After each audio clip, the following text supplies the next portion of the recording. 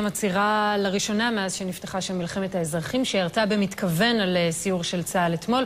בוא נתחיל עם ההודעה הרשמית ששודרה בטלוויזיה הממלכתית שם מדמשק. إنه في الساعة 1:10 دمرت قواتنا المسلحة الباسلة عربة إسرائيلية بما فيها دخلت من الأراضي المحتلة وتجاوزت خط وقف إطلاق النار أن أي اختراق أو محاولة اختراق على سيادة البلاد سيتم الرد عليه فورا وبحزم.